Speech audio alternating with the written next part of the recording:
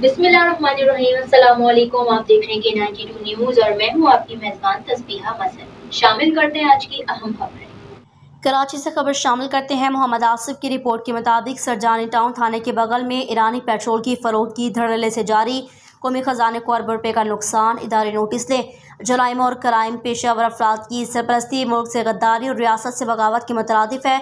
बावजूद इसके कानून शक्नी जारी मुतल्लिका इदारे नोटिस ने SHO सरजानी ने गैर कानूनी कामों को अपनी कमाई का जरिया बना लिया। कानून नाफिज करने वाले इदारे खामोश। सरजानी टाउन में तकरीबन 50 से ज़ायद जगहों पर ईरानी पेट्रोल बोतलों में डालकर फरोख्त किया जा रहा है।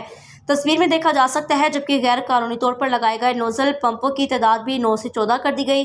सरजानी टाउन में गैर कानूनी नोजल पंपों की तादाद 9 से बढ़कर 14 हो गई, जबकि बोतलों में फ़रोख्त करने वाली फ़ी जगह 18,000 हफ्ता नोजल पंप वालों से फ़ी पंप 32,000 हफ्ता लिया जाता है। अब्दुल्ला मोड़, खुदा की बस्ती, सेफ लमरी, मरी गोट, लियारी 36, सेक्टर 51, सेक्टर 52, 7A, यारो गोट और दीगर इलाकों में गैर कानूनी तौर पर लगाए गए नोजल पंपों पर ईरानी पेट्रोल की फ़रोख्त की धड़ल्ले से जारी है।